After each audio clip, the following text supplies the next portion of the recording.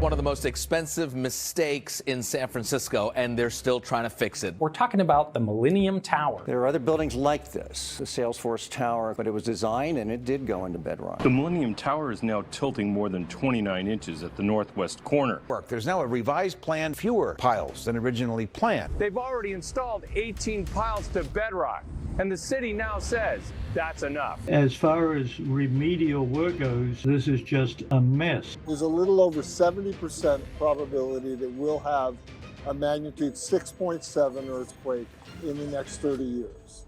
25 years after a major earthquake rocked the Bay Area, stories from beneath the rubble. San Francisco's tech boom has brought with it skyrocketing real estate and a surge of new construction. But there is a chance it could all come crashing down.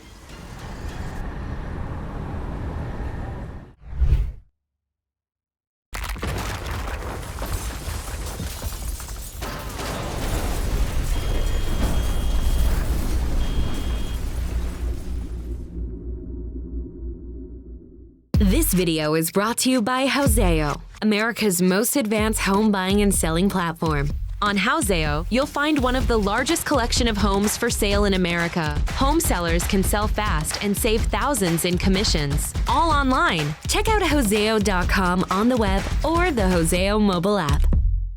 What if a tragedy like the Twin Towers collapse happened in San Francisco? Like New York, San Francisco is packed with skyscrapers. Like New York, thousands of people live and work in these buildings every single day. But here's the difference. Unlike New York, San Francisco's bedrock is deep. Unlike New York, San Francisco sits near two major fault lines. And unlike New York, San Francisco experiences over 5,000 earthquakes each year. Even its landfill areas are prone to soil liquefaction. And one of the most vulnerable buildings in San Francisco is the Millennium Tower. So what happens if San Francisco faces its own Twin Tower level tragedy? What if the tower collapses? Who's at risk? Who will pay for the damages? And could an earthquake be the final straw for this building? Let's investigate. Millennium Tower versus Salesforce Tower. San Francisco's Millennium Tower is a luxury condo building. The tower has got all the staples of a luxury property: wine cellar, spa, gym, and valet service. But is it also a ticking time bomb? The tower was built on soft soil. Soft soil is common in areas like downtown San Francisco. Construction began in 2005 with the installation of 950 reinforced concrete piles driven approximately 70 to 90 feet deep. Instead of reaching the bedrock beneath the soil, the foundation rested on a mix of clay and sand, called a clay layer. For comparison, Salesforce Tower utilizes 42 massive load-bearing elements. These extend over 300 feet below ground, with some socketed up to 70 feet into the Franciscan bedrock. From the ground up, Salesforce Tower's stability starts with the right foundation. The Salesforce Tower also features a performance-based seismic design, allowing the tower to perform well under extreme earthquake conditions. So, the tower is built to withstand an MCE, maximum considered earthquake, magnitude 8.0. On the other hand, Millennium Tower was designed under the older seismic codes. According to San Francisco City reports, it was also intended to survive an MCE. But can it really? Let's look beneath the surface.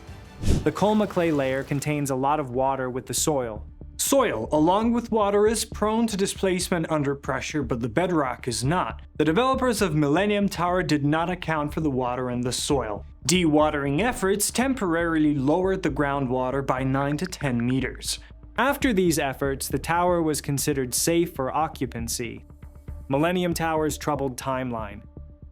Millennium Tower opened to residents in 2009. In 2015, the developers came clean to the authorities that the building was sinking. In this particular case, we knew it was sinking, except for our inspectors couldn't figure it out. One of the primary causes of the sinking was the presence of water beneath the building.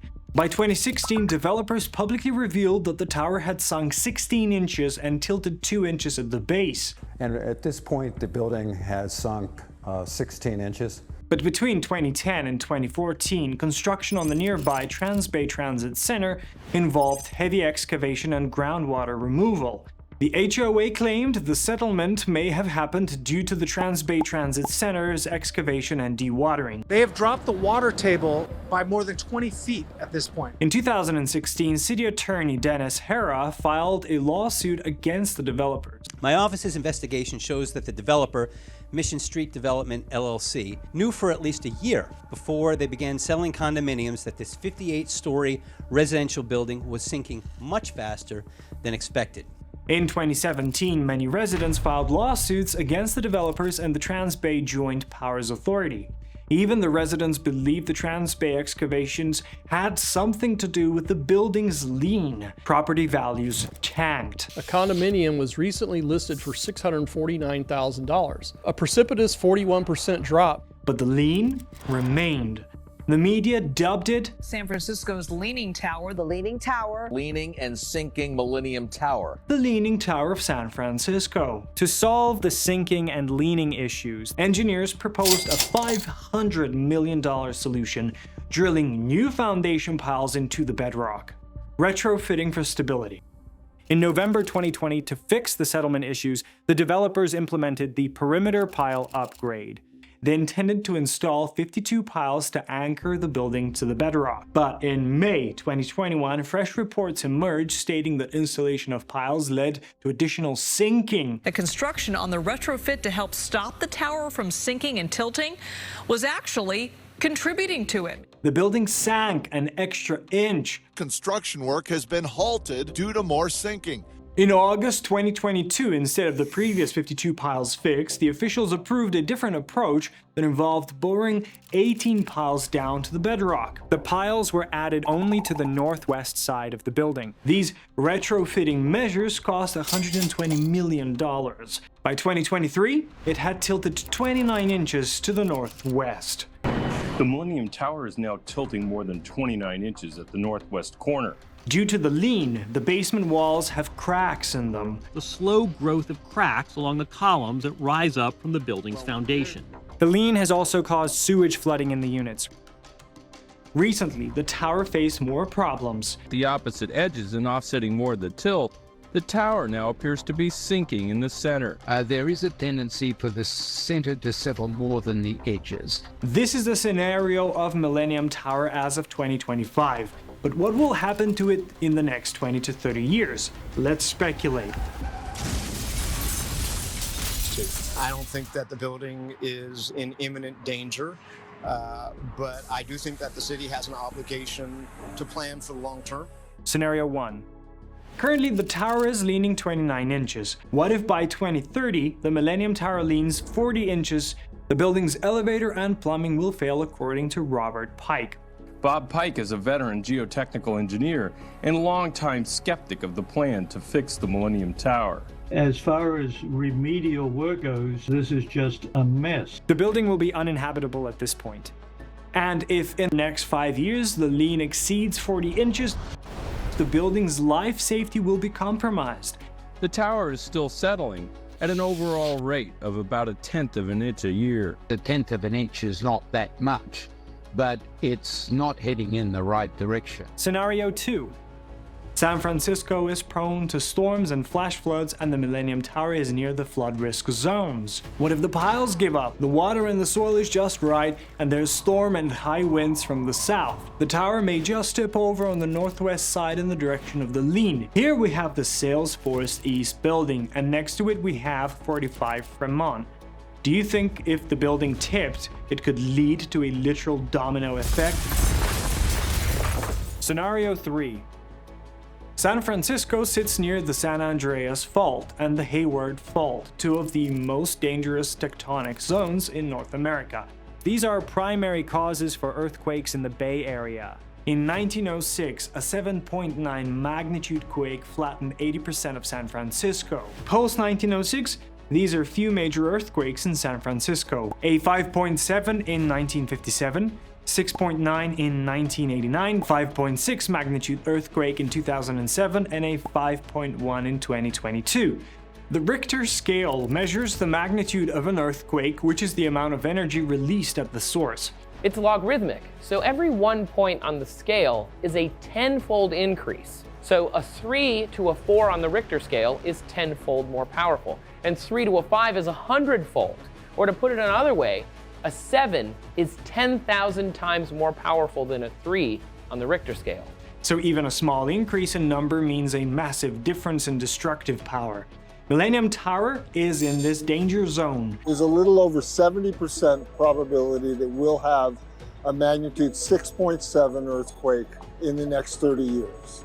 That's almost 3 in 4 odds. What if the lean of the tower has no meaning? In a 6.7 and above earthquake, the lean is not going to matter. The earthquake will cause soil liquefaction and could engulf the tower, or it could fall over the new Salesforce Tower. Imagine the residents waking up one morning to alarms, screams, a thunderous rumble, and the entire neighborhood engulfed in collapsed dust, just like 2001. The tower collapsing could resemble a mini 9/11. The Twin Towers collapsed in a matter of seconds, killed 2,600 people and injured over 25,000.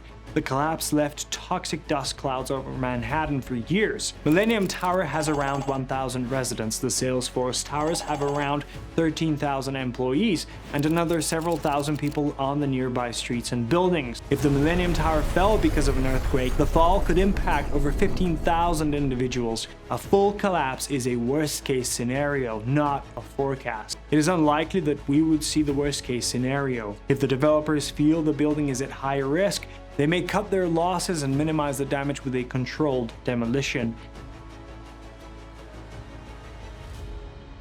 Financial disaster. The Millennium Tower Homeowners Association have already filed a lawsuit seeking $200 million. The retrofitting repairs already cost $120 million. And if the tower falls, who pays? Will homeowners insurance cover it? Does the city bear responsibility? Experts say insurance losses could top $1 billion. Potential lawsuits could range from $850 million to $2 billion.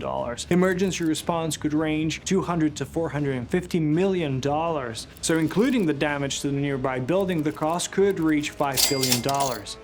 Engineers claim it's safe. Generally, the solution for these types of cases is to drill and anchor it down to bedrock. The city signs off on its stability. They've already installed 18 piles to bedrock, and the city now says that's enough. But safety is a moving target in a city where the ground itself is alive. One more inch of tilt, one more tremor, one more miscalculation, that's all it takes.